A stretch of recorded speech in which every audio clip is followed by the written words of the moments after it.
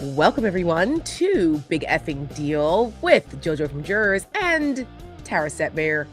We're the two Jersey girls that have a lot to say, and there's always some kind of big effing deal happening because any day that ends in Y, while Donald Trump is president, there's a big effing deal and we can't have nice things. Well, Joe, there's a royal visit happening right now, right? And it's just like, the timing of all this is super weird. I don't know, it's just weird, but we have so much to talk about. I mean, you've got Melania and this Jimmy Kimmel stuff happening again, which we have a lot of thoughts on. We've got the ballroom bullshit after the shooting over the weekend. Then we have this ICE rebrand. Like, there's a lot of big effing deals happening that we're going to get to today. But I just want to start with what's happening right now in real time about, I don't know, a few miles away from where I am here in very rainy, cold Northern Virginia. It's not a nice day. King Charles and his queen consort Camilla are here visiting President Trump, who is very enamored with all of this royal stuff. We talked about this last night on our new bonus BFD that we're still looking for a name for. So folks, send in the names if you liked it. But they are Trump is just so gross. And they're such amateurs. You know, the Brits are very big on protocol. The idiots put the wrong freaking flag up on Saturday in preparation for the visit. Like, whenever a head of state comes to DC and they have a state visit, they put the flags up around the city. And these morons put up the Australian flag because they're morons. That was the first thing. Then apparently Trump did some kind of weird gesture to Camilla, which was, of course, the Brits were like, oh, what is that? And then today, this is the headline on Drudge right now. He's grabbing ass. It's so gross. It's just so freaking tasteless and tacky and come on, and classless. I know. Like, and you know she's charging him extra for that. Come on. I don't think that's in the contract, Donald. You don't touch my ass. That's extra 340,000 rubles now. Oh my God. I mean, yeah. If this is not a representation right here of just where we are, come on, that's the King of England. However you feel about all of that, right? There's a lot of mixed emotions about whether anyone cares or not. It's just, but it's still a thing, and it's supposed to be classy, and yet this is what Donald Trump is doing because he can't help himself. I mean, it's just she looks miserable as always. Oh yes, miserable. And I don't know if you caught any of his speech, but like Wolf Blitzer, seriously, dude, Wolf Blitzer was like, it was a beautiful speech, short. We thought it would be longer, but a beautiful speech by the president about the special relationship between the two countries. Beautiful speech, Wolf. The guy talked about Anglo-Saxon values and breeding. Okay? Like, stop it. The bar is pretty fucking low. Not to mention adventures in reading. That is, every time Donald Trump tries to read anything that's actually scripted to make him sound like a competent, lucid adult. Honestly, at some point I was like, I'm not sure English is his first language.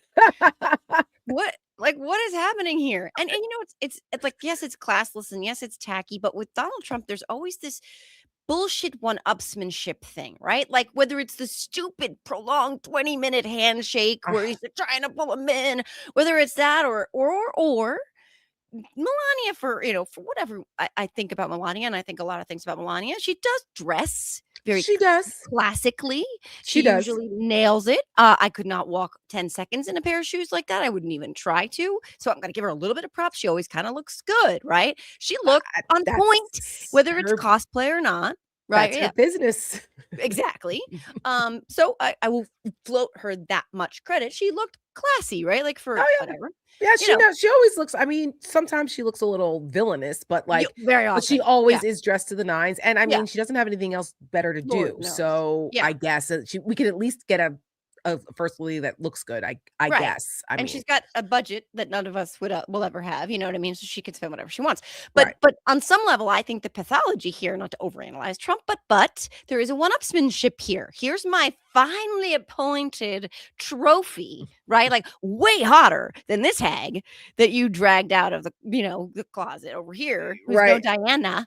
No, and never was. Show you, right? I'm going to show you what I can do, and I'm gonna be an uber man and I'm gonna slap this bitch on the ass. I don't put it past him. I don't think you're that far off given this guy's pathology and what a pig he is and what we all know what he thinks of women. And we all know that Melania is his third trophy wife. Hello. I mean, the guy's got a type, and Yeah. that's what he cares about. He obviously didn't marry her for her brains. What So do you mean? She's an Einstein visa recipient. She speaks 8 languages. and she's a visionary. Visionary. And I'm a Oh my natural God. fucking blonde. Right. Oh my God. Anyway, so that's what's happening right now. And one other thing before we get into this, speaking of Melania, because it's a good transition into your BFD, Joe. Uh, it was reported that Trump was going on and on about how he would love to live in Buckingham Palace. Mhm. You know that the Brits, like, they get a kick out of how ridiculous Donald Trump is. Like, they just can't believe that this guy is for real. And so they're just so like he actually made a joke about living in Buckingham Palace. So who knows? Maybe one day Donald Trump will have the chance to. I'm like, guys, the guy wants to be a dictator, monarch. Mhm. Like, hello, he means Mhm. that. What do you think he's do? Look what he's done to the White House.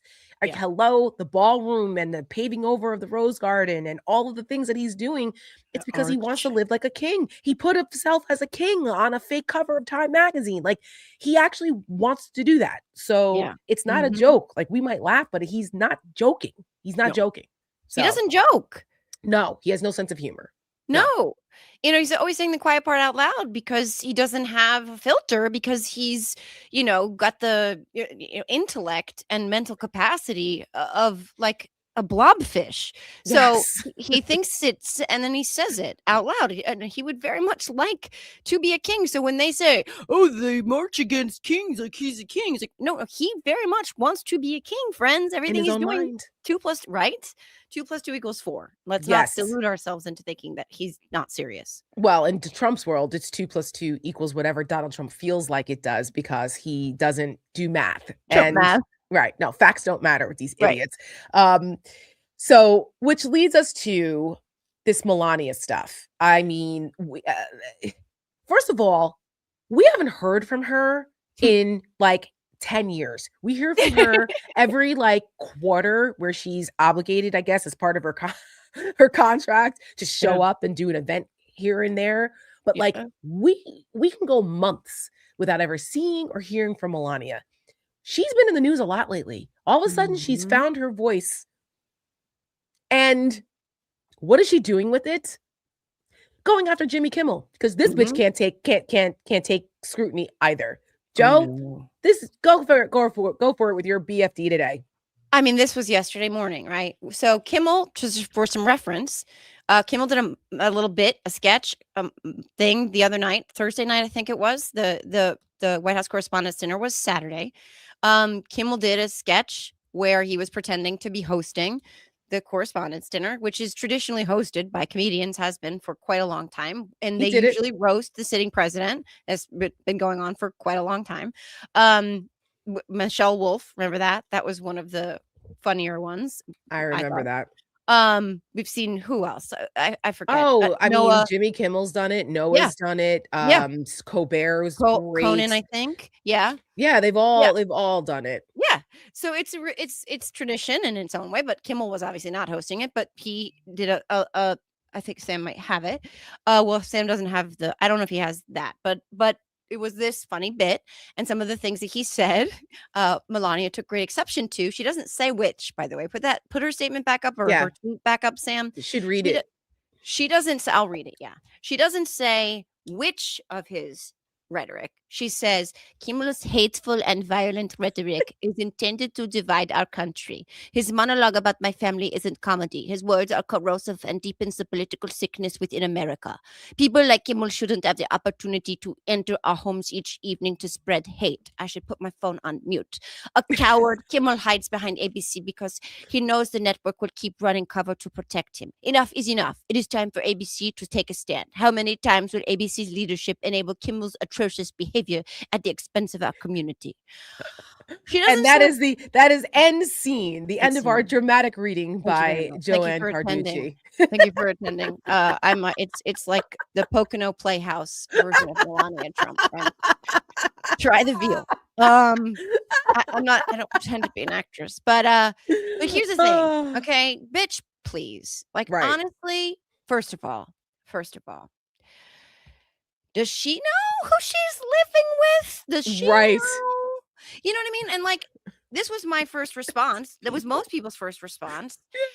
For her to be talking about corrosive, hateful comments that Yeah. are entering our living rooms every night, then she just has to walk down the hall to her second residence in Washington, D.C., or third residence, knock on the door, wake him from his 15th slumber, and ask her melon-hued meal ticket to tone down the hateful and violent and inciting rhetoric. By the way, you can choose not to watch ABC. You can choose not to watch Jimmy Kimmel. That is your right.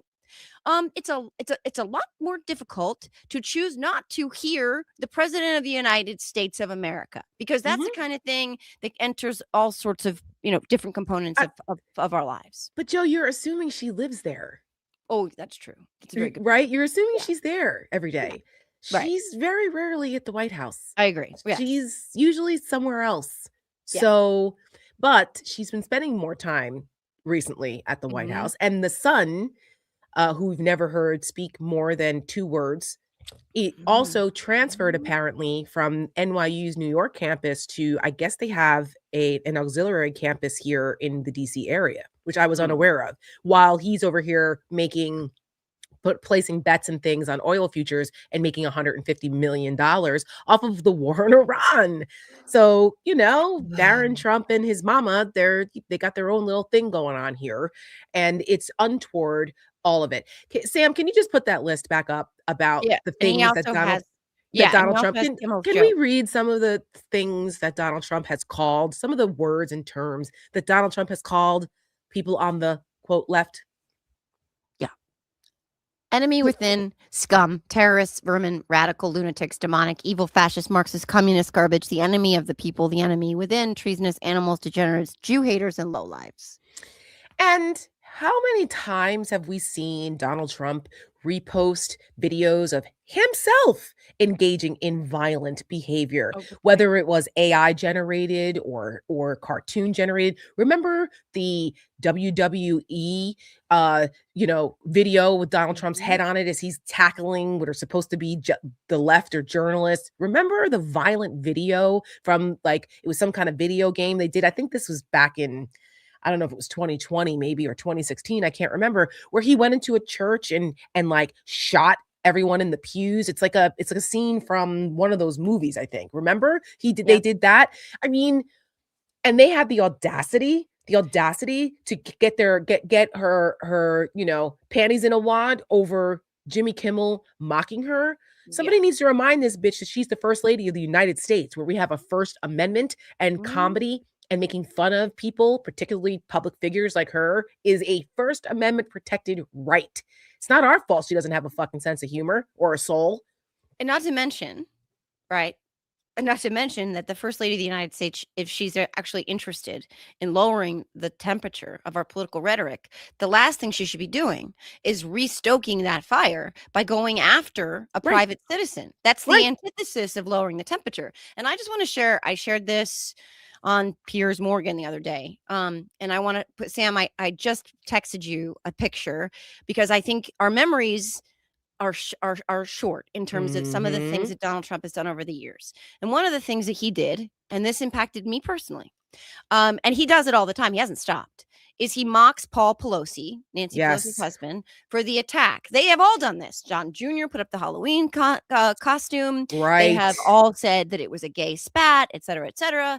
Here's what one of the things Trump said: "We'll stand up to crazy Nancy Pelosi, who ruined San Francisco. How's her husband doing? Anybody know?" Trump said to a raucous crowd of California Republicans at a state party convention. "And she's against building a wall at our border, even though she has a wall around her house, which obviously didn't do a very good job." Uh, And if folks forget, Paul Pelosi was hit in the skull. We've seen video with yeah, a he was almost hammer. killed. Yes. And so I want to share this because she's talking about they're trying to tie Jimmy's comments, which Sam does have, and we will play in a second, about Melania looking like she's practicing to be a widow. They're trying to tie that Expectant expectant widow, widow. right? Brilliantly worded, by the way. Really smart. Kudos to Jimmy Kimmel's writers. Always. They're trying to tie Jimmy Kimmel's routine, his comedy routine, to violence against Donald Trump. It is ridiculous. But that thing that Donald Trump said about Paul Pelosi repeatedly, and has said as recently, I think, as last year. One of the times he did that, one of the many times he did that, I received a series of text messages. I was home. It was a warm, sunny day. I was home and I got a lot of text messages of my house. Pictures, many, many, many pictures of my house, the inside of my house, the outside of my house, from an unknown number. And within a few minutes of those pictures, I received a phone call, which I answered, not knowing who it was. I should not have done that, but in retrospect, I am sort of glad that I did. And it was somebody who sounded like they were in their car. And they said, it was that number that texted me my pictures of my home. We are on our way to your house. We know where you live. We know you are home. We know your kids are home. And you are going to be Paul Pelosi'd next. Holy shit, Joe. Yeah, that happened to me. And I called the God. police and I called the FBI and I called my friends at the time. And I was losing my shit. I did not tell my children. They don't know to this day. They won't be watching this because they're hopefully at school and not being truant. But yeah.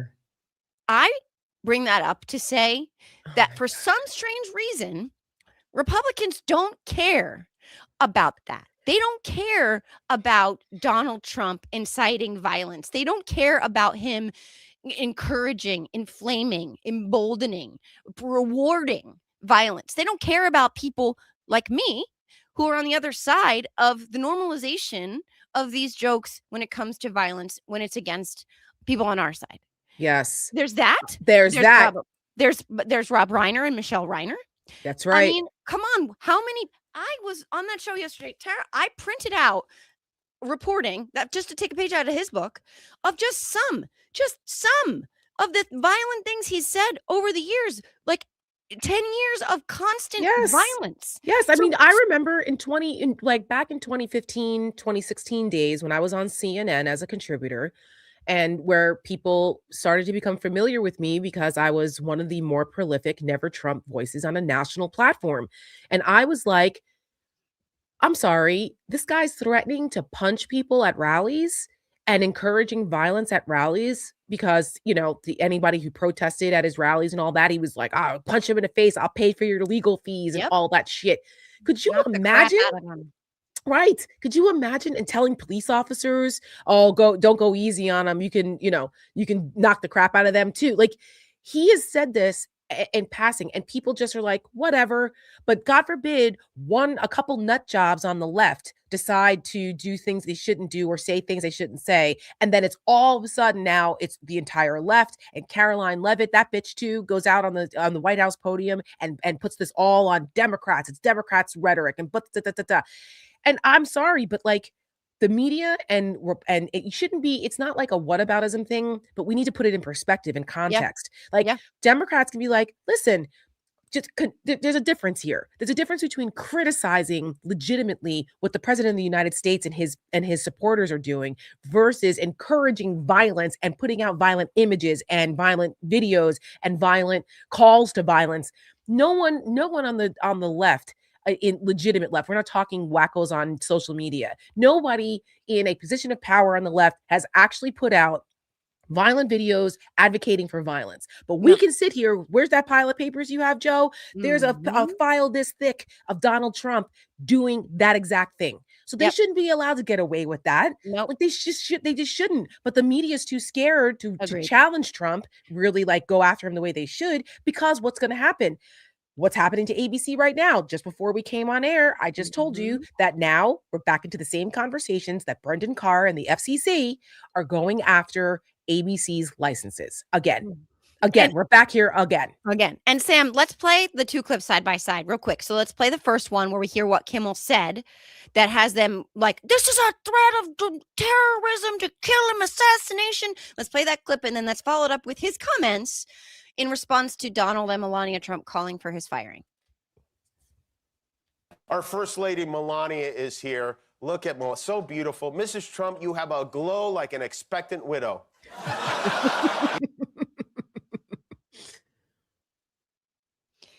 Oh, that's my tweet. But so yeah, so Kimmel said what he says is that was not a call for an assassination, but he goes on last night to say what I said yesterday, what we are saying right now, which is if we want to have this conversation, which we 100% should, we need to start with Donald Trump. Like, Yeah. you gotta look inside. The call is coming from inside the house, whether or not that's your actual house or just somewhere you punch your time card.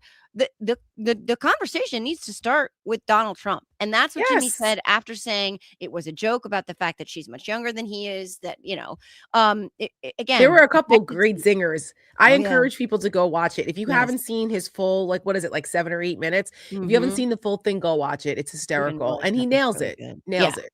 Yeah, and he also said, Melania, Donald, Melania, I'm Jeffrey Epstein. Which I think might be the thing that upset her the most, if we're being honest. I mean, is this which is this? Oh, this is Kimmel responding. Luminaries. We used old footage of the Trumps, of Pete Hegseth, J.D. Vance, Kid Rock, Vanilla Ice, all the members of his cabinet. Yeah. And we made it seem like they were all together in a room. We had a little roast. Again, this was Thursday, and there was no big reaction to it until this morning when I greeted the day facing yet another Twitter vomit storm. And a call to fire me from our First Lady, Melania Trump, saying I should be fired because of a joke I made, again, 5 nights ago. It was a pretend roast. I said, our First Lady Melania is here. Look at her, so beautiful. Mrs. Trump, you have a glow like an expectant widow, which... Now the joke is really out there. Was a joke about their age difference and the look of joy we see on her face every time they're together. It was a very light roast joke about the fact that he's almost 80 and she's younger than I am. It was not by any stretch of the definition a call to assassination, and they know that. I've been very vocal for many years speaking out against gun violence in particular. But True. It's true. It's all true. Yes. And so, I mean, again, like, they once again have brought, I didn't even know this happened on Thursday. I thought it happened like in real time, like on Saturday night or Sunday. I thought it was like a bit they put out. I didn't know he did it on Thursday. Oh, yeah, because of the way they reacted, now everybody knows. And so it's like it has the opposite effect. So they are the worst. Right. It's the Streisand effect. Exactly. And they are the worst crisis PR people ever. Yeah. Ever. Like, they go against everything you're supposed to do. Like, it's like everything you're not supposed to do in crisis PR. And what else can I just, as an aside, and I don't know if Sam on his feet can find this guy's picture, but Aaron Rupar posted him. Melania's new mouthpiece is like her senior advisor, and this guy keeps going out there and he sounds like he's like smoked a pack of cigarettes that morning and he's got a strong New York accent and he looks like a diehard bad guy reject. Like, he literally looks like he was a central casting call for like shooter number like nebulous nationality shooter number 12. Like back hair, like the 5 o'clock shadow, and he's got a strong accent. He sounds like he's like, Melania's obviously gonna, is obviously this guy's bad. I'm like, where did this fucking guy come from? Like, well, I mean, these people. Only the best people. Maybe he was wandering around Times Square doing impressions of like Mark Beckman, right? Yeah, Sam. And they're like, yeah, get that guy, get that guy. Yeah, next to the Elmo, the guy in between Elmo and SpongeBob. The guy who looks like he was in Die Hard 4. Get him. I mean, he can't be any worse. Have you seen what Stephen Chung looks like? Oh my God. Did you see what Stephen Chung said today? Stephen Chung looks like he ate Mark Beckman. Did you see him?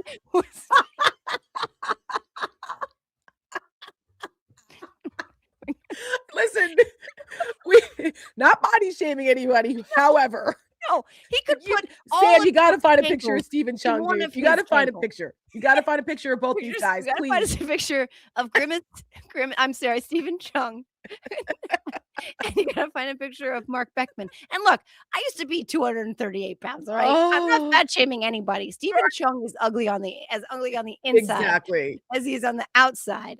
This is Mark Beckman. I don't know if Sam has audio for this. Profile role Tell at me this all. guy doesn't look The like he critics came were straight out of suspecting a she Die did Hard Oh. once. It was casting much call. for her and reading In that 20-day period. So remember, the movie was incredible because for the first time ever, this very selective individual brought the cameras into her life.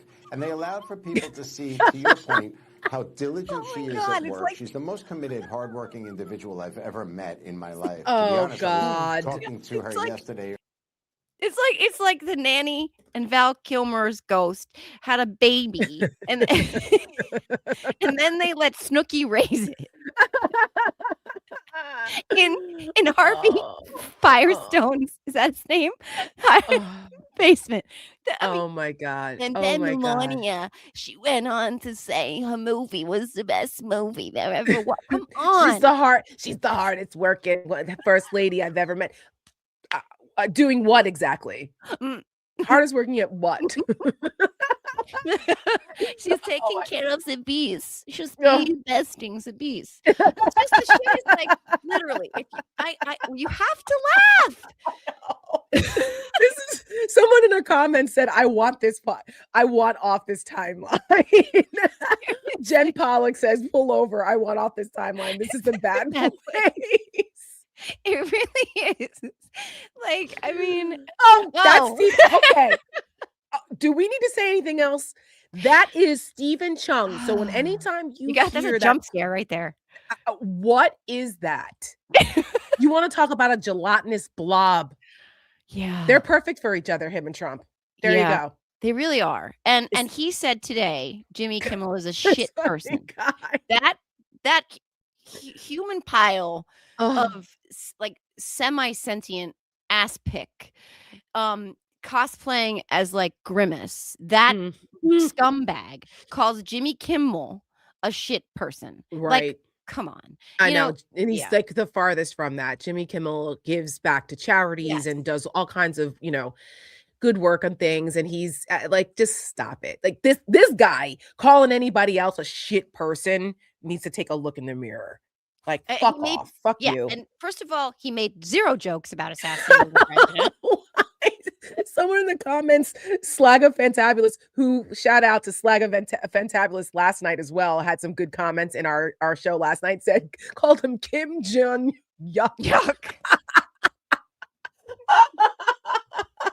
Oh my God. That's it. We're calling him Kim Jong Yuck from now on. Kim Jong Yuck. Well done. Well done. Trump talks about him in weird coded language from time to time whenever he's talking about the fat shot, that there's somebody in his inner circle that got the fat shot and it didn't work. Doesn't always work. The fat shot doesn't always work. And everybody's like, we know you're talking about Stephen Chung. Like, we know, because it's like not even a well-kept secret. Like, you got the shot. And the shot doesn't work on everybody. And the shot I thought he was talking about himself. No, I know. I maybe I'm sure he's on it too, but no, It's not working. No, the word on the and again, we're not fat shaming. No, we're just scumbag shaming, and I'm okay with that. Yeah, Me because too. he's a horrible person. Right. If you want to be a gelatinous jerk off, we're gonna call you out for it at the end of that. And that comment sure as shit didn't lower the temperature. So like, these are people in his administration. That's his communications director, not lowering the temperature of the rhetoric. Like, so, don't throw stones from your gilded tower because you're all committing the greatest offenses repeatedly and you want to get away with it. And you want to frighten people into silence. That is what they're doing. That's the other side of this. That's the dangerous part. Silence is not an option. That's what they're doing, right? This is the goal. The goal is they don't care if it's protected speech, if we have a First Amendment. They don't care about any of that. They don't care about private citizens, using their platforms to criticize them or mock them or call them out or stand up to them. They care about silencing those very things. They care about silencing out of fear anyone who rightfully and democratically and peacefully stands up against them. They will use all the levers of power they can. That, folks, is what fascism looks like. And that fear technique, we've all seen it. We have to stand up to it, which is why I'm so glad that Kimmel has basically said, fuck you. And for now, ABC has his back. For now. Yes. Watch that For space. now. We'll see how long that lasts Yeah. because so many others have capitulated and, you know, and for those who are like, "Oh, Tara, we like your hat." That is part of my Uncompromised collection. You can go to my Uncompromised on Substack and click on the link in the profile, and there's this hat and lots of other cool things like this shirt too, built Love it. differently. It's also part of my Uncompromised collection. It's merch with a message. So that is Love my it. shameless plug. Love it. Yes. Well, that's actually a good transition because Stephen Chung actually came for me a couple months ago. Oh, yes. You remember this Yes, I do. because when this fucker demolished the East Wing of the White House, a lot of us had a very strong reaction. And I said that it felt almost similar to the destruction of the Pentagon on 9/11. Now, people were like, of course, the MAGAs were very upset about this. And they thought that we were all, how dare we make the comparison? Fuck off. Okay. The destruction, that picture of that hole and the rubble was I said it almost felt the same way, the visceral reaction I had when I saw the destruction on 9/11. Not an unreasonable comment to make because we saw how universally outside of the MAGA cult people were very upset about this. It was jarring. They destroyed the people's house. That is our house as Americans. The people's house. He doesn't get to fucking do that. Jabba the Scott. Oh God, keep them coming, guys. This is funny. Keep them coming. The internet always wins. So we were all very upset about this, right? And so the ballroom has been an obsession, like an unhealthy, sick obsession. Speaking of royals and monarchies and being a king and all of that, the tackiness and the grandiosity in which Donald Trump wants to build this ballroom has just been a pain point for a lot of people because we're like, that you don't get to do this. And the way he did it was so, first of all, illegal. You're not allowed to do this. We have something called the National Preservation Trust. There's the National Historical Society. There's the National White House Historical Association. There's also something called Congress that is supposed to approve these types of things. We're not talking about, making a little landscaping change or putting, like they said, oh, well, Obama put up a basketball court. They didn't do anything to fundamentally change the entire structure of the White House complex to do that. Okay. So all of that is a bunch of bullshit and hypocrisy. Now, why are we talking about the ballroom again? Because Donald Trump can't stop fucking talking about it because he's obsessed with the ballroom. Okay, we're at a war with Iran. DHS is still partially shut down. The American people are suffering, paying $4+ a gallon in gas. Farmers are losing their farms and committing suicide at record rates because of the tariffs that are bankrupting them, because they can't get their fertilizer and chemicals, because the Strait of Hormuz is shut down in a blockade that wasn't shut down before Donald Trump decided to attack Iran like an asshole with no plan. Okay, veterans are getting their services cut off. Kids are dying from not being vaccinated properly. And there's all kinds of, cancer research and programs that are being being cut because of this administration and RFK Jr. and his whack job shit. Okay, the country is in absolute chaos. Oh yeah, I forgot the forever war that now our men and women are getting shipped over to go fight in after Donald Trump promised not to do that. Donald Trump has betrayed everyone at every level, but he's talking about his fucking ballroom. Yep. After the shooting incident or attempted shooting incident, because there's still questions about whether this guy on Saturday night actually discharged his weapon. They've been very cagey about this. We don't know who actually shot, who the Secret Service agent or officer that was shot, but he was okay because he had his vest on.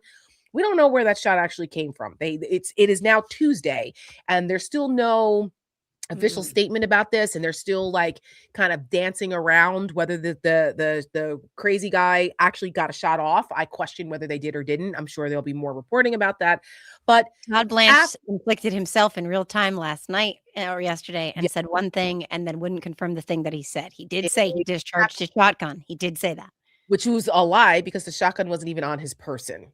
So the shotgun was somewhere else. So like this is they're I don't want to get into the cover up situation here, but it's a little difficult, unfortunately, to believe anything these people say because everyone who's in the chain of custody here, the FBI, the Secret Service, and who else was involved in this? DOJ. They're all Trump lackeys. And they're untrustworthy liars, unfortunately. I mean, the head of the Secret Service was Trump's personal detail leader who was there at Butler and who fucked up pretty royally, actually, and got rewarded with becoming the director of the Secret Service. So it's hard to believe.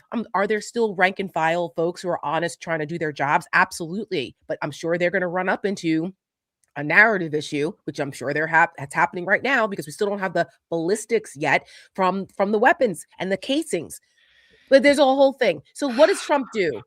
Sam, play this clip. This was, in case you guys didn't see this, Saturday night after the whole hubbubaloo, Trump goes back to the White House, still in his stupid tux, and they were, all the dramatics of this, and gives a statement about the incident and says, and uses this as justification for why they need the fucking ballroom. Listen to this. Not a particularly secure building. And I didn't want to say this, but this is why we have to have all of the attributes of what we're planning at the White House. It's actually a larger room, and it's much more secure. It's drone-proof, it's bulletproof glass. We need the ballroom. That's why Secret Service, that's why the military. Okay, they didn't finish the clip. He said that's why the Secret Service and the military have been begging for the ballroom for the last 150 years. Okay, first of all, a couple things. One, they were quick to release the surveillance video of the shooter and then a clip of the surveillance video of him rushing through this checkpoint, but not anything else. Not how they tackled him, not where he was, not the frame where the shots were fired. That's questionable, number one, right there. Number two, this is hours after this whole incident where everyone is still trying to figure out what's happening. And this fucking guy defaults to, that's why we need a ballroom. The ballroom would not have, even if they had that stupid, ugly, disgusting monstrosity of a ballroom, wouldn't have made a damn bit of difference about the White House for the White House Correspondents' Dinner because that's a private event. Yep. The ballroom is for official events, apparently. Mm-hmm. So are they saying now that Donald Trump isn't going to attend any private events outside of his little fiefdom there at the White House now? Like everyone has to come to dear leader at the White House? No, that's not how it works. This was a private event. The ballroom wouldn't have mattered. It's a complete non sequitur red herring. But guess what? The talking points went out and all these Republicans and online right wing within hours of the shooting, all of these accounts are talking about this is why we need the ballroom. This is why we need the ballroom. This is why we need the ballroom. I mean, within hours, which all in lockstep. Yeah. Coordinated. Yeah. And so here's why this is relevant.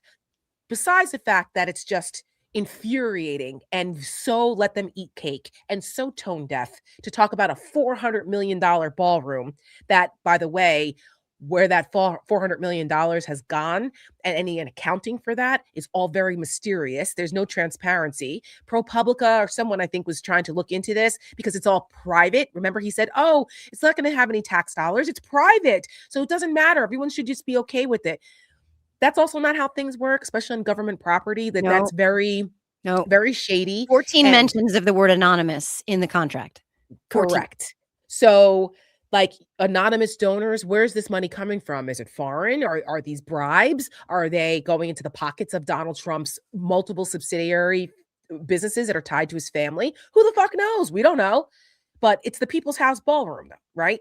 So this has raised concerns at a lot of levels. And God bless the National Historic Society. They filed a lawsuit. They're like, listen, we're not saying that a new ballroom or something like a refresh wasn't necessary, something okay, but this is not how you do it. Also, the size of it and what it's doing to the whole thing is awful. But they're like, Congress has to approve this, and you didn't do it. You just went and demolished it. There were no plans. There was no discussion. There was no nothing. So they have a lawsuit. A judge actually came in and said, we're going to put a temporary restraining order on this, stop the construction. until you guys, because if Congress decides to pass this and say it's okay, well, then maybe you can continue. But then they got another judge that said, well, you can continue the construction that's happening until June 5th while there's appeals being filed. So it's kind of like a fake temporary injunction kind of thing because they're still moving forward with whatever they're doing. So then what did they do? They turned around and said, well, we're going to make this a national security issue because they're building a bunker underneath it. And once you designated a national security thing, then the transparency part of this becomes more difficult because they can just hide behind the veneer of it's national security. We can't reveal what's happening. So they're trying to muddy the waters. Well, the National Historical Society is now being pressured to drop their lawsuit because here we are now, it's Tuesday. All these Republicans are out here saying, oh, I'm going to, now that Congress has to, if Congress passes this, okay, we're going to submit a bill and we're going to fund this. What do you mean you're going to fund it? I thought it wasn't supposed to be paid for by tax dollars. So which the fuck is it? Which is it?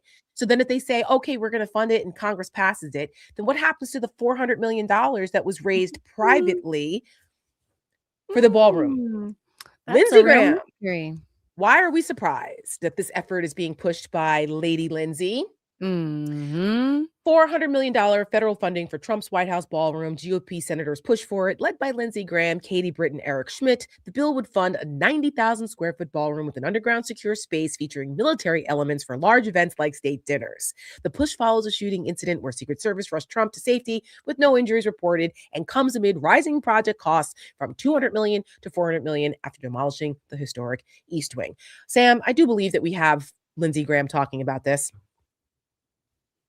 Think $400 million of taxpayer money is a good investment to create a secure facility at the White House where the President of the United States, the Vice President, the Cabinet, and people from the public can come and, have a meal and gather without what happened Saturday. This is the number one job of the federal government is national security. First of all, Katie Britt doesn't even knows what she's pushing. She's got to go back to Alabama and say to folks down there, I know you can't gas up your car or your truck or your tractor. I know you can't buy fertilizer. I know you're losing your shirts, your farms, your homes. I know things are really bad. I know that a lot of your SNAP benefits have gone away. I know that your health care is now a choice between paying for that or paying your mortgage. I know that your lives are rougher. Everything is more expensive. I know you are struggling in a way you've never struggled before, but I need you now, because it's the right thing to do, to understand that your money needs to go towards building a ballroom for a billionaire. Like, she's going to go to Alabama and sell this shit to people there? Come on. Even Rick fucking Scott, even Floridamort himself, even Rick Scott. Wait, you called him Floridamort like Voldemort because he looks like that? Joe, you're on a roll today. You're on a roll today. We ought to clip these. Sponsor, but I take these feels things, and I swear to God, sometimes they make my brain work better. Oh my God. Yeah. Brilliant. Go ahead. Sorry. But even Rick Scott is like, no, I don't understand this. What are we talking about? There was a line at a gas station in my town today where nobody gets gas ever. It's like between my house and my daughter's and son's schools. And I should stop there to get gas because it's the closest, but I never do because it's shady. And I just never do. There was a line there today. And I was like, why is there gas is only $4.09? Only $4.09. What? Oh my God. Yeah. Right. Okay. But let's build a ballroom with our tax dollars after being told how many fucking times he will not be using taxpayer money. How many times? I mean, I'm old enough to remember when Mexico was supposed to build the fucking wall and pay for it. And what did we do? We took that money from our military first after one of the longest shutdowns in our country's history. And now we're all paying for that wall. Exactly. Exactly. Because it's all a grift. And Donald Trump is a liar. And it's everyone who tries to say that, well, like all these Republicans that try to rationalize this, the Democrats, for the love of God, if you guys don't start cutting ads using their own words against them, I swear to God, you don't want to win. I mean, listen, we have so many ideas. We would love to do it over at Seneca Project. We just don't have enough money to do it because it's been so hard for us to raise money.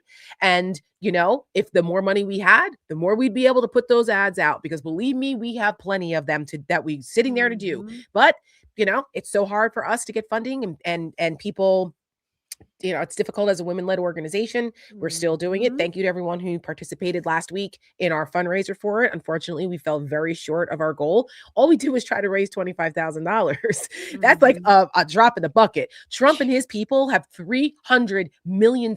Actually, I take that back. Trump's own super PAC, MAGA Inc., by itself has $311 million cash on hand in the bank right now. And, and yet what are Democrats doing here? Why are they not competing with this, with messaging? This is a fastball down the middle. Yep. And to the argument you just made, Joe, this should be running right now, not in the fall, not like 2 weeks before the election in November, right fucking now, to set the narrative while it's on people's minds. So as they are continuing to suffer, they know who to fucking blame. Yeah. Negative partisanship works. I will say this until I'm blue in the face. And like I said, if we start getting some more financial support, Seneca will begin to put those out. We would love to put those billboards up and put those ads out and run them in these districts and make the Republicans justify this. Where are the reporters?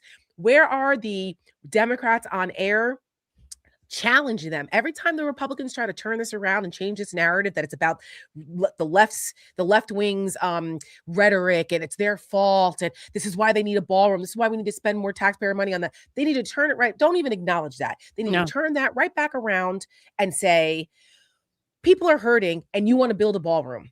Yep. Ballroom funded by billionaires, while the American people, who your constituents, are suffering just to live. There's a cost of living crisis and you're fixated on a ballroom. I wrote a piece back when Trump went to the Supreme Court over SNAP benefits. By the way, Brooke Rollins brags about how many people they've gotten off of the SNAP rolls, as if it's a flex to say that we are the richest country in the world who can afford a ballroom and we can't afford to feed our kids. But back then, I wrote a piece because that was when he was doing that Great Gatsby party down in Mar-a-Lago. Yep. And it was called Ballrooms and Breadlines because we had people in this country during a shutdown while children were starving.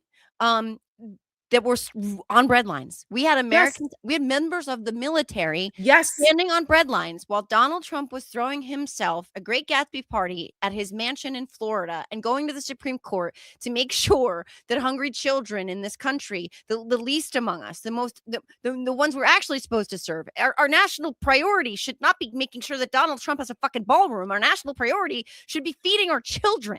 Yes. Okay. And funding the parts of the government like we're supposed to. You want to talk about what the role of the government is? It's national security. Yes, Lindsey Graham. So how about stop with the damn government shutdowns? Because you guys want ICE to continue to be a Gestapo force.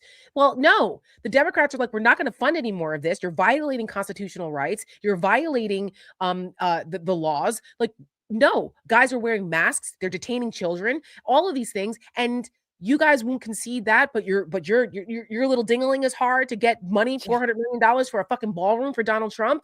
Shut up! Like this is like, make them defend this. Right. It's not hard. While we're in a war, none of us understands. No one voted for. Congress was never involved in the decision making on. And by the way, all of this right now, this is what the Democrats should be really harping on too. Right now, breaking news: gas prices in the U.S. have hit their highest level in 4 years. Tuesday's jump was the biggest increase in more than a month, as negotiators, that's Witkoff and fucking Kushner, are deadlocked over reopening the Strait of Hormuz. The highest prices in 4 years, the biggest increase in a month. And we're talking about a ballroom. We're talking about a ballroom. We can't afford to fill our gas tanks. I'm not paying for a ballroom. Do you know how many things we could pay for with $400 million?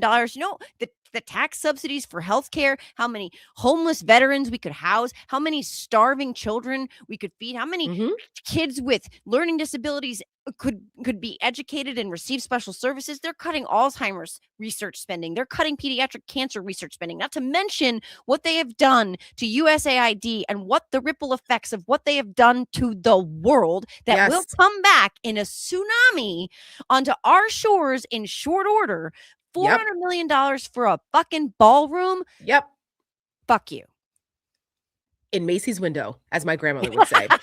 Midas touch. Trump's DOJ just filed what may be the most deranged written motion ever. This is from Midas. It reads more like a Truth Social post dictated by Trump himself. What an embarrassment. The motion is filled with inappropriate personal insults. It literally calls the National Trust for Historic Preservation name fake and says the group is very bad for the country. It accuses them of suffering from Trump derangement syndrome and frames their lawyers as the lawyer for Barack Hussein Obama. This is what I'm talking about. The National Historic Preservation Trust sued the administration over what they've done to the East Wing, and they are refusing to drop the suit. You can put it back up, Sam. Put it back up. They actually have like this whole motion here that was written by the Department of Justice in an official legal document that says insane things. I mean, there are tax. I don't know who these people are. Again, it's like the F team of lawyers over there because they can't find legitimate people anymore. Yeah, it's Stephen Chung's offspring that are writing these legal briefs. And this isn't just for this case. This has happened in multiple cases where judges have basically thrown things back and saying like, I don't know what this is. And like, what are you writing? This is not real legal language. This is a more from that Midas tweet. They said the filing leans heavily on the White House Correspondents' Dinner incident and uses it to push Trump's longstanding obsession with building a ballroom. Instead of addressing what went wrong, it argues that none of this would have happened if Trump's project already existed. They're claiming bipartisan support because of one senator. I wonder if we can guess who that one Democratic senator is that is supportive of building the damn ballroom. Any guesses? Anybody want to guess? No, it's such a mystery. I'll tell you after. The lawsuit also claims at multiple points the ballroom won't cost taxpayers anything, something we now know to be false. Hello, Lindsey Graham just said taxpayers should pay for this because it's the right thing to do. Every DOJ lawyer who put their name on this should be ashamed, and it should be a major scandal that it appears that Donald Trump is the one who actually may have written it. So much for DOJ independence.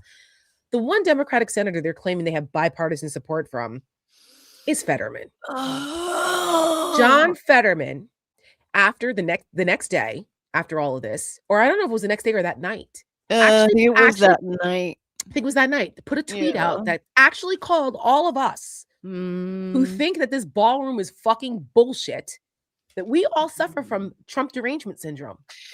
Fetterman actually said that. And that, of course, there should be a ballroom. Of course, it's just common sense. Only John Fetterman could make me miss Mansion. Right. Like, yeah, he's maybe marginally better than Oz would have been. Maybe. But at this point, I'm just so angry. In my life, in my adult life, I have never felt more hoodwinked or betrayed or, disappointed isn't even the right word. I feel lied to. I feel fooled. This man, he was all the things, right? When he was running. And by the way, where's his wife? Because she was all the things right alongside him. Yes. And she vanished real quick. Giselle, right? What happened to her? Yeah. Put that back up, Sam. I want to read it. So this is what Fetterman tweeted the night of. I guess it was either the night over the next day. We were there front and center. That venue wasn't built to accommodate an event with the line of succession for the government. After witnessing last night, so it was the next day, drop the Trump derangement syndrome and build the White House ballroom for events exactly like these. You know what, Fetterman?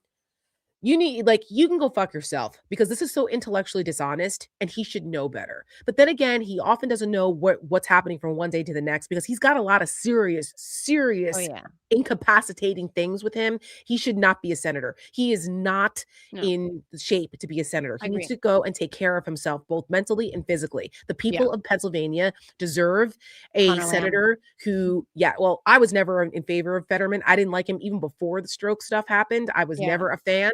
I thought Connor Lamb would have been the better, I agree. more appropriate fit for Pennsylvania. And it's a shame that he didn't win out. But this is what the people of Pennsylvania got. And shame. And I tweeted at Fetterman and said, shame on you. You should know better than this. This is disgusting. What are you Yeah. doing? What are you doing?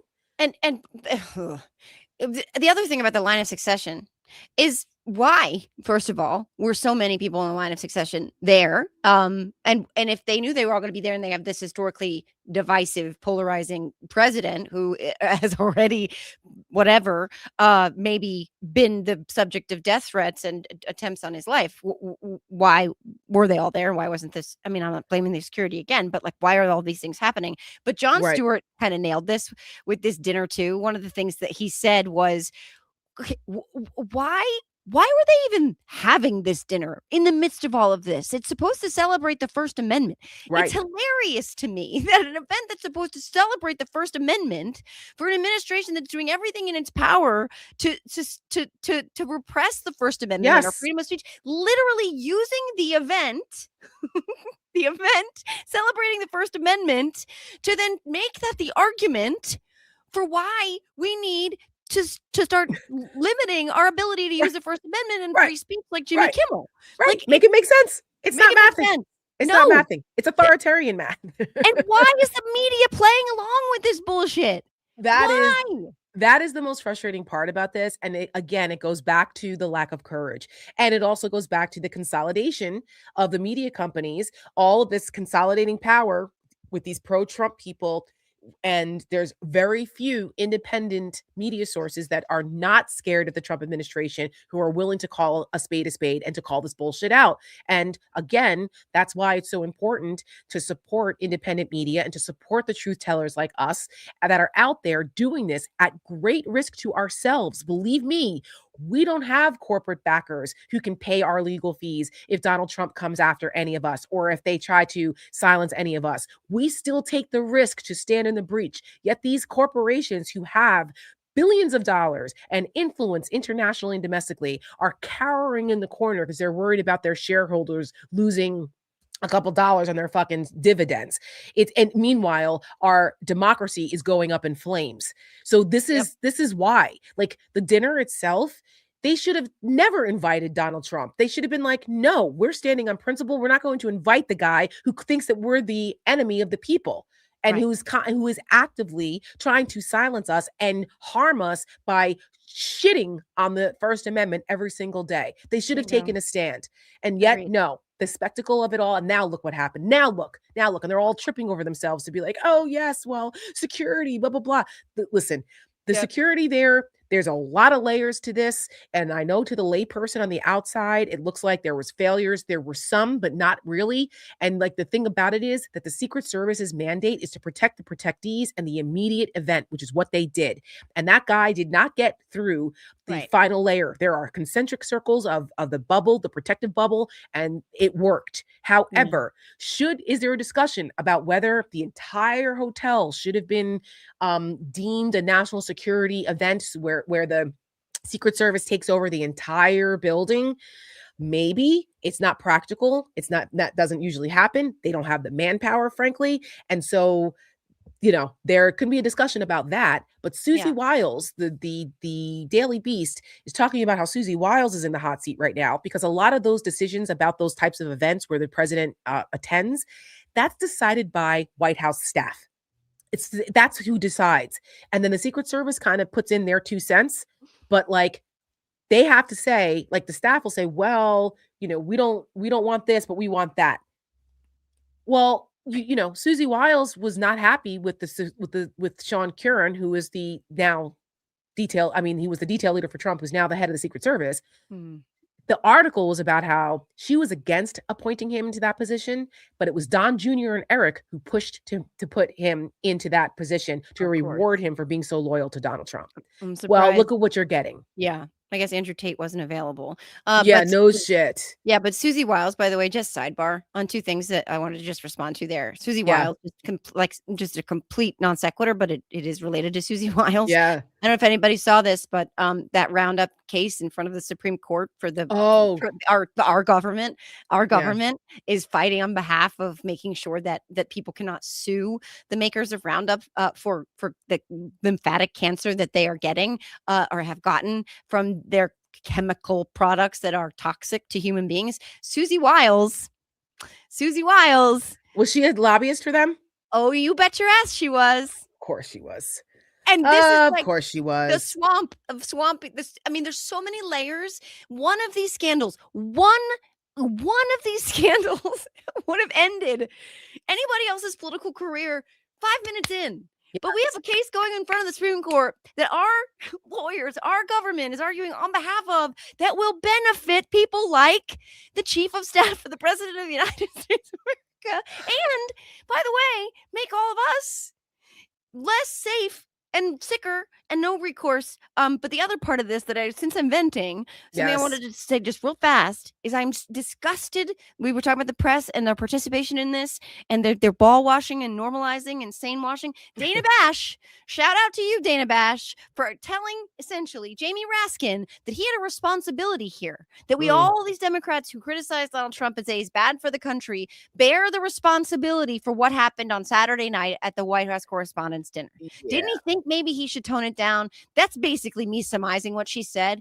Right. Stop it. I know. And Dana knows better. You know, I like her a lot. She was my colleague at CNN. You know, she's a Jersey girl, by the way. She's from Bergen County. And for those who don't know, she went to Pascack Valley High School.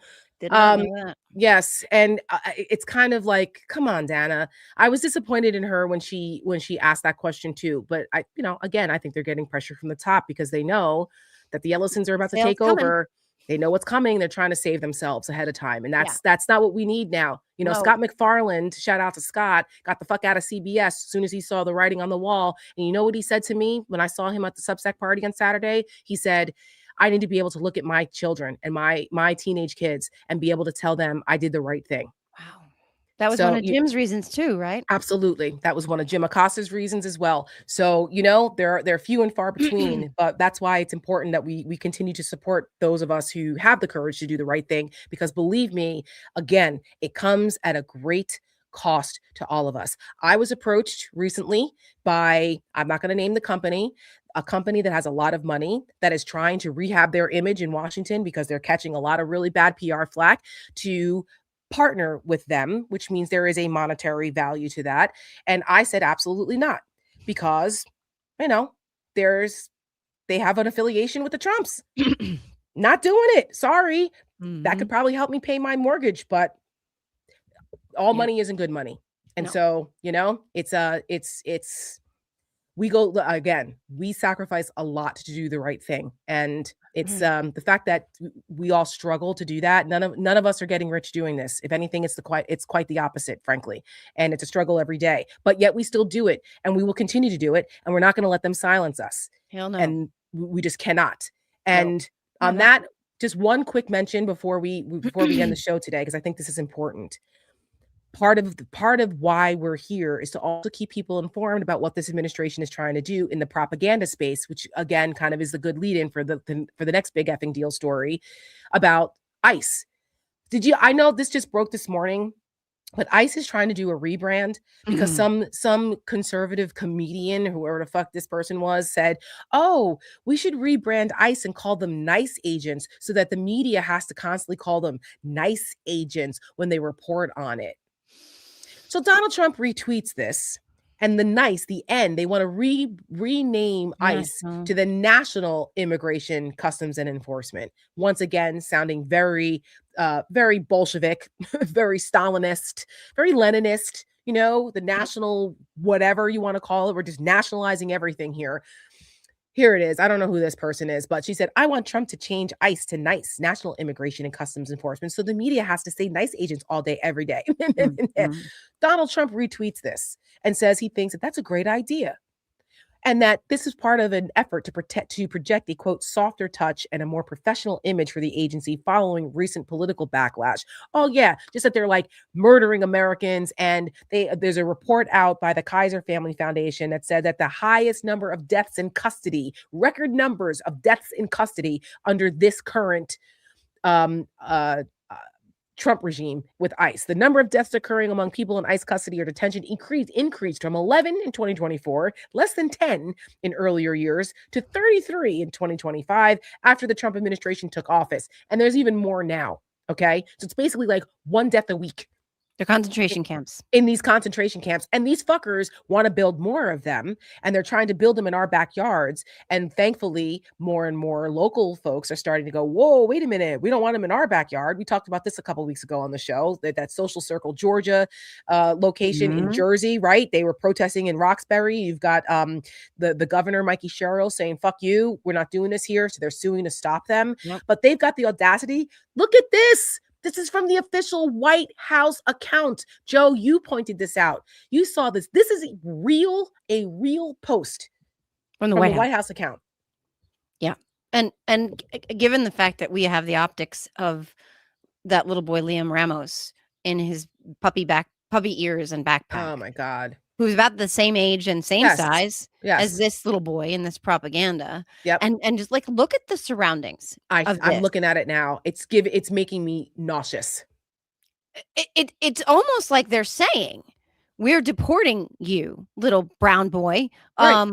But it's because we're nice. Right? Like it's so disgusting. It's so dystopian. It's Orwellian. It's all of the add whatever adjective you want. It is so dystopian and Orwellian that it's hard to fathom that our tax dollars are paying for this level of propaganda. This is bullshit. They also put out a video. Sam, please play this video.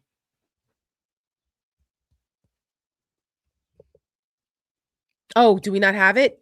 With the what a man? That I don't know. Wait, hold on one second.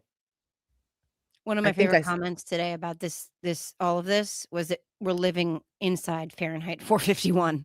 Like, oh my God, yes. I often think we're living inside of 1984, but this one hits a little differently. It does. It's all of those things combined. It's on steroid.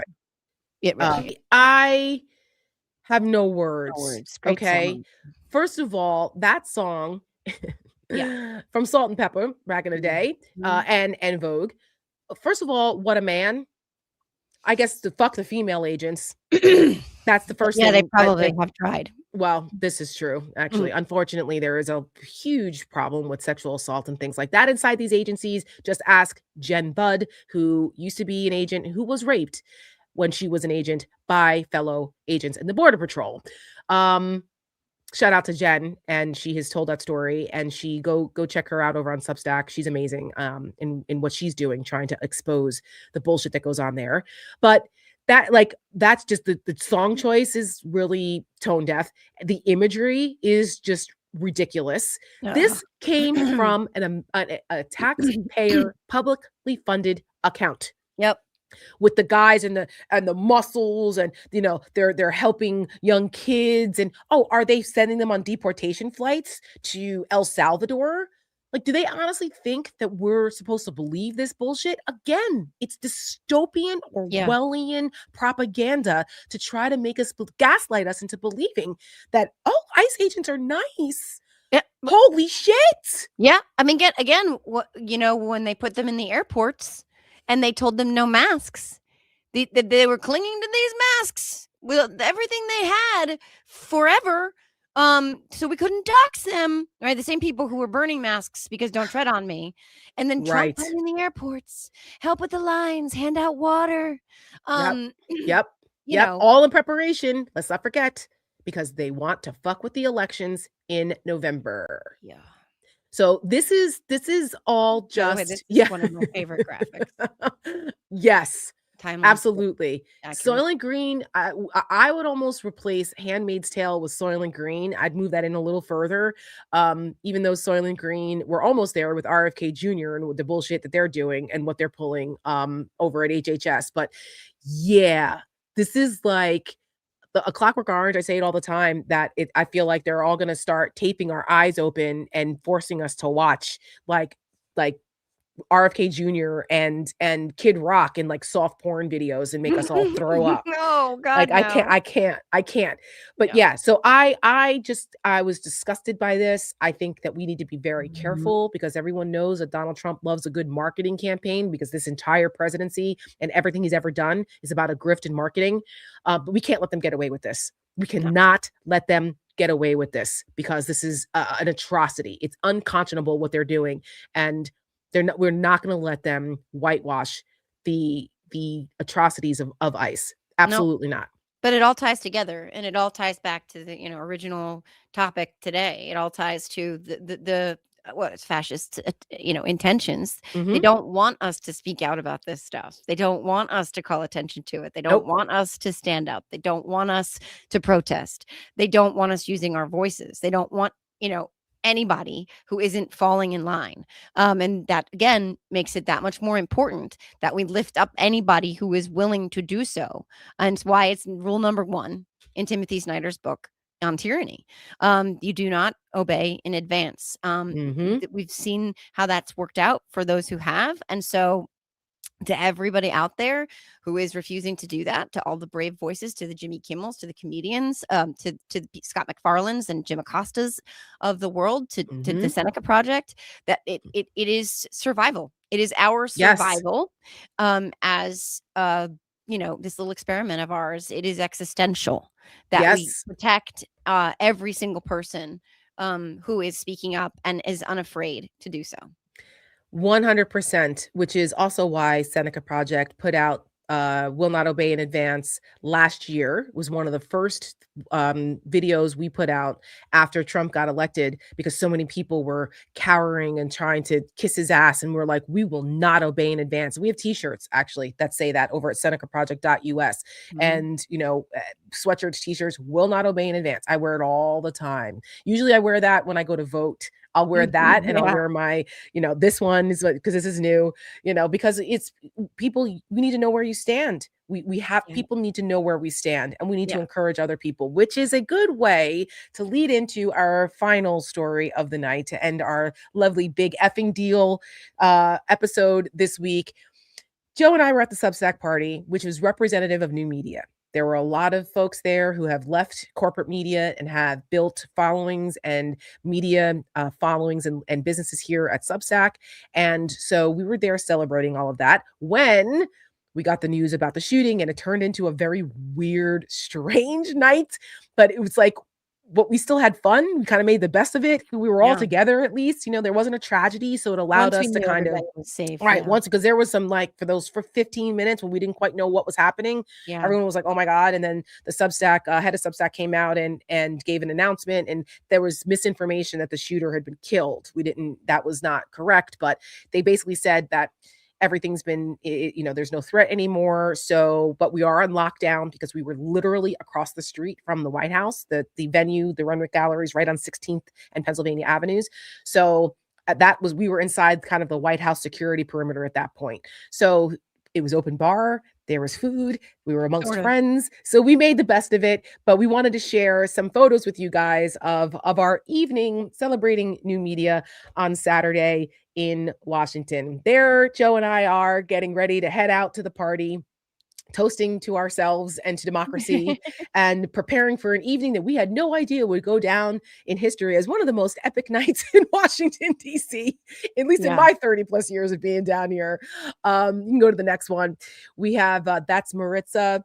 I can't pronounce her last name. Giorgio. Yes. She does the Grounded podcast with Senator Tester, former Senator Tester of Montana. She's a sweetheart. Senator Tester's a trip. But Maritza, we are all forever bonded by our experience because after the party was over, we went over to get some real food. And I think, we have more pictures. I'll get to that in a second. that because it was in a gallery, so there's different things. Do we have the next one? Yes. This is the weirdest White House Correspondents' Weekend ever. This is crazy. This is nuts. Look at this. What is happening?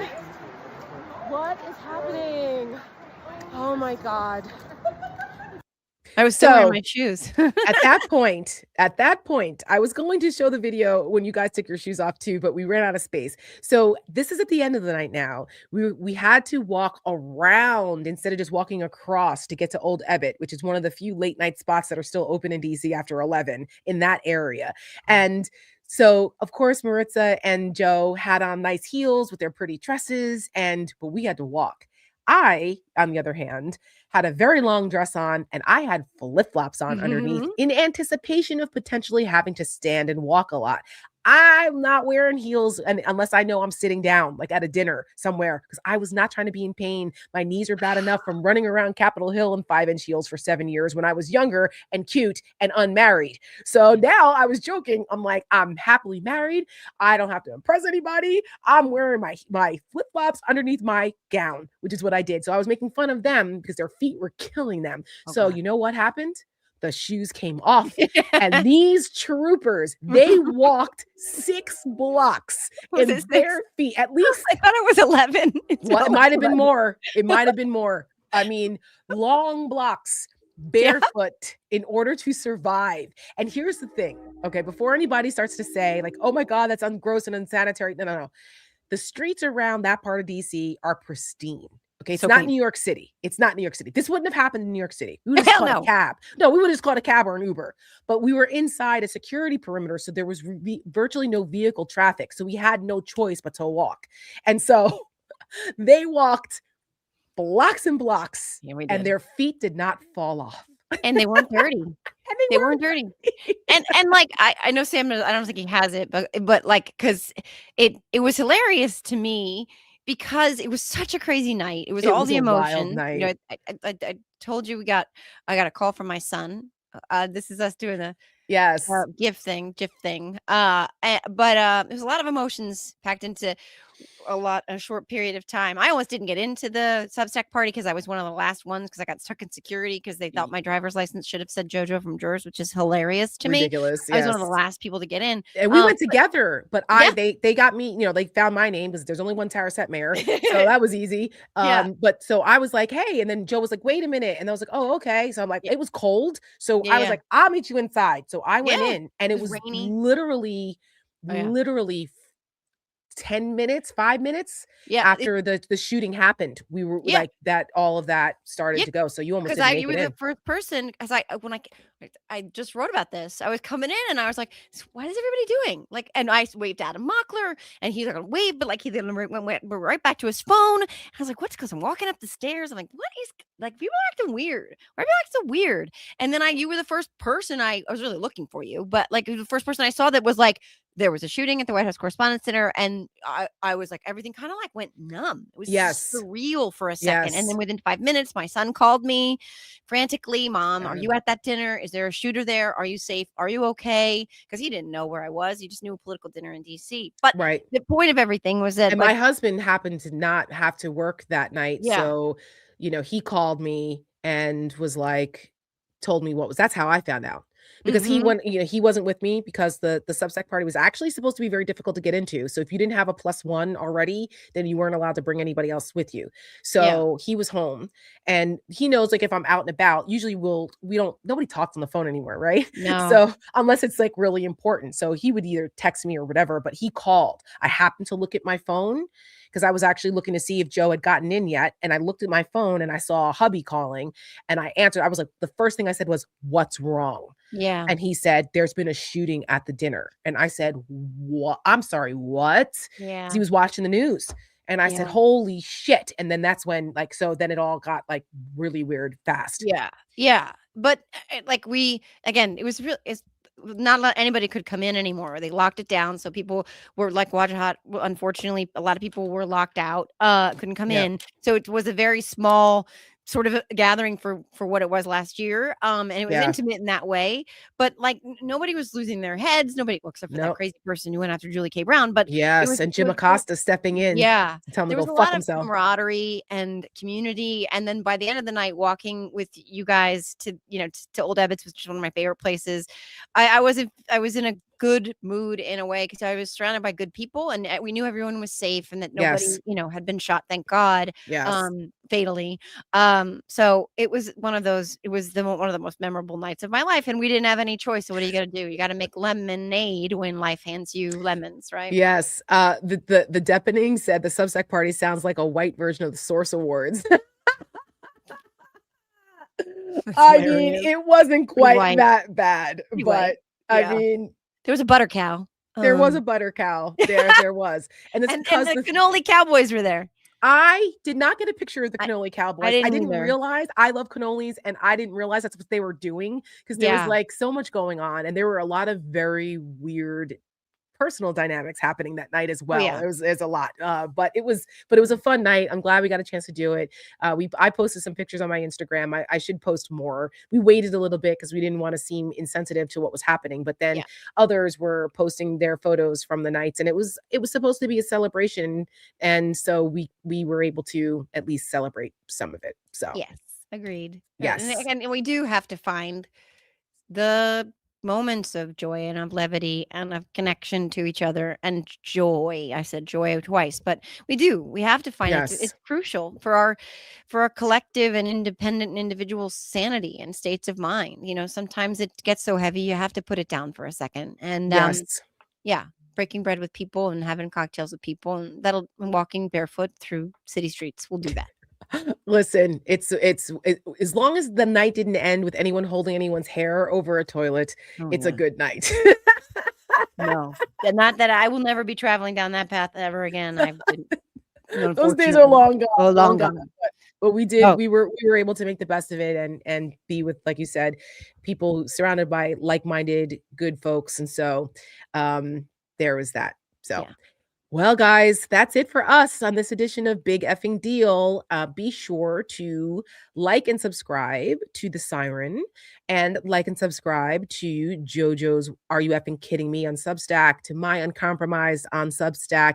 And if you missed our show last night with Kai Von Schroff, we are doing a culture version of Big Effing Deal, and we are looking to find a name for it. So if you guys have suggestions, put them in the comments, leave them on our socials, what you think we should call the Big Effing Deal Cultured Show. We have a couple ideas for that, but we're working on it. It is a work in progress, but we think that we just need to sometimes take a break because there's a lot of other things going on, and there's an intersection between all of those things. So we need to lighten it up sometimes a little bit in between all the chaos. So that'll be happening on Monday nights at 8 p.m. Eastern.